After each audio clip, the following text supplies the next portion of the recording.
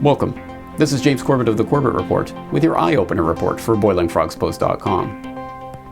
The Mujahedin-e-Khalq, sometimes referred to as the MEK, the MKO, the PMOI, the NCRI, or perhaps more fittingly the Cult of Rajavi, is a strange terrorist group by anyone's reckoning. They wear identical khaki uniforms and headscarves, singing songs to their cult leaders, Masood Rajavi and his wife Mariam. They adhere to an eclectic mix of ideological influences, having been variously described as Marxists, Messianic Shiites, and even secular Democrats. And they are a US State Department designated terrorist organization that has been responsible for bombings, attempted plane hijackings, political assassinations, and indiscriminate killings of men, women, and children.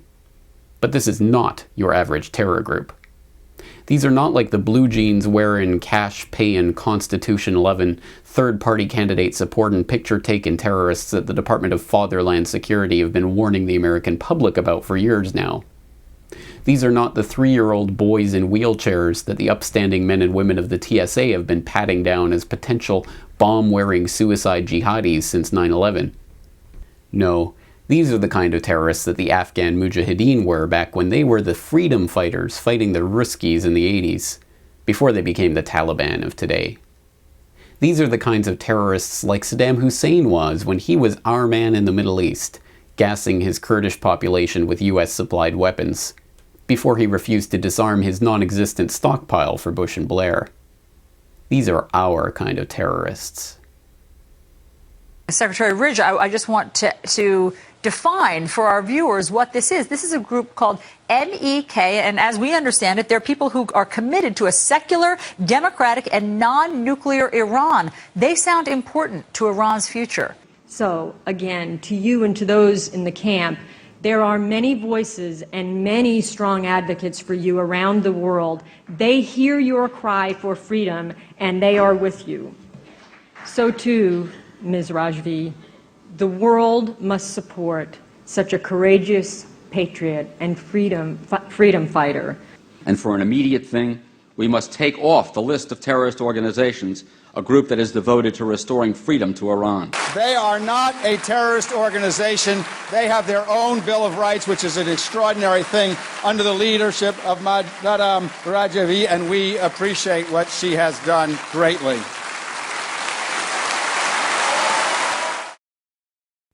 What the Beltway insiders leave out of their analysis is that MEK has been a violent, radical terrorist group from its inception.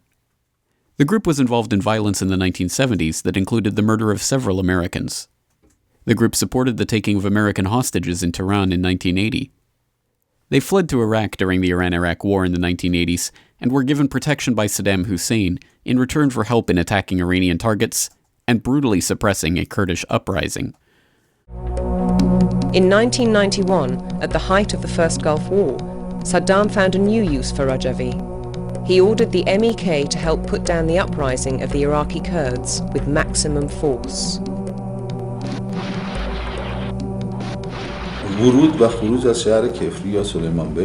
When we entered the town of Kefri in Iraqi Kurdistan, the MEK used heavy artillery against anyone who was in their way. It didn't matter if the person was an innocent civilian, a man, a woman, or even a child. The MEK shot anyone who came in their way through the town. More than a terror group, however, or an ideologically driven armed force, the MEK is a cult of personality. Led by Masood Rajavi and his wife, those who are recruited into the organization have a similar story to tell of their recruitment, brainwashing, and obedience to Rajavi. They decreed that every single member in the organisation should divorce. All your thoughts and energy and feelings and your whole being had to be devoted to the Rajavis. And that was enforced through a system of reporting, daily reporting. In 1998, Marjan was chosen to be a member of an all-woman sabotage team sent into Iran. Before leaving for operations in Iran, I had training in Camp Ashraf, on how to hold cyanide capsules under my tongue. We had to use the capsule in case we got arrested by the Iranian regime. We had to break the glass, scratch our tongues with it, and within a few seconds commit suicide so we couldn't reveal any organizational secrets to our captors. Since the US occupation of Iraq in 2003, the strategic value of an Iranian group willing and capable of performing attacks and destabilization efforts has been seen as strategically important to the West, which has been desperate to curb Iran's quest for Middle Eastern predominance in the post-Saddam power vacuum. A 2009 Brookings Institution report entitled Which Path to Persia wrestled with the idea of using MEK as a tool for destabilizing the Ahmadinejad government. Undeniably, the group has conducted terrorist attacks, the report concedes. At the very least, to work more closely with the group, at least in an overt manner, Washington would need to remove it from the list of foreign terrorist organizations. As a result, the US has enjoyed a close relationship with this organization over the past decade, despite it still being officially designated a terrorist group. From 2003, US troops directly guarded the group's members at Camp Ashraf in Iraq. A lobbying effort began, complete with extravagant speaking engagements attended by high-ranking former US officials, to get the MEK delisted as a terrorist organization in Europe and the US. In 2007, the group was struck from Britain's terror group register. The EU followed suit in 2008. Also in 2008, Seymour Hersh reported that the US State Department was funding and arming the group through officially authorized covert funds. In recent months, large rallies have been organized in support of the effort to delist the group, and glossy television ads have even begun airing to raise public awareness of the issue. MEK is Iran's democratic opposition, working for a nuclear-free Iran founded on human rights. Unjustly listed a terrorist group, MEK is the victim of violence by the radical regime in Iran and their Iraqi allies. Europe has delisted MEK. And in 2010, a U.S. court ordered a review. Iranians, U.S. lawmakers, and former senior officials demand delisting. Secretary Clinton, for democracy and freedom in Iran, delist MEK. In the latest round of U.S. government-sanctioned support for a designated terrorist organization, the public is being warned about an impending humanitarian disaster amongst the group members at Camp Ashraf. If the MEK is not delisted, the story goes, the U.S. will not be able to offer the group's members adequate protections. Security crackdown at Camp Ashraf, which is what its residents call a massacre. Their activists have posted videos on YouTube showing armed Iraqi security forces bursting into a camp of Iranian exiles near Baghdad Friday. I mean, they were just plowing through the crowds with Humvees, running people over.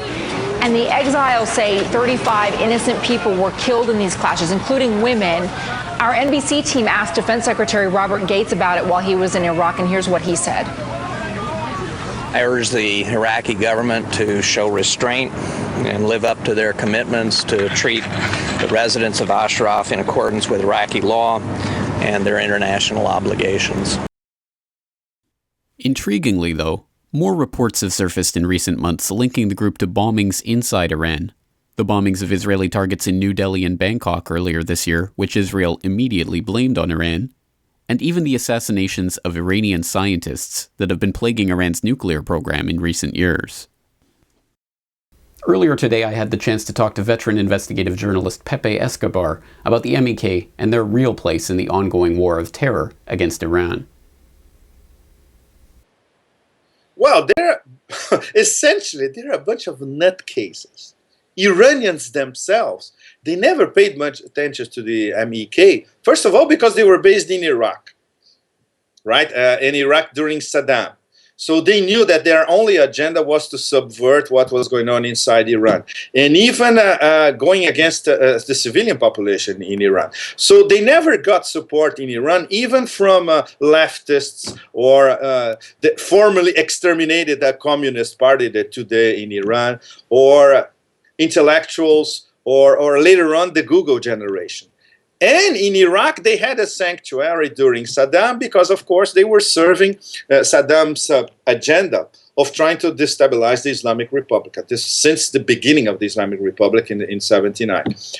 And now, obviously, nowadays, what the neocons, they don't have many instruments to provoke agitation and subversion inside Iran. First of all, because they don't know anybody in Iran. They have no connections. They don't even know how Iranian society, which is very complex, works. So when they see a terrorist organization based in Iraq, with a training camp in Iraq, that is trying to destabilize the government in Tehran, that's the perfect Western ally, right? So why not?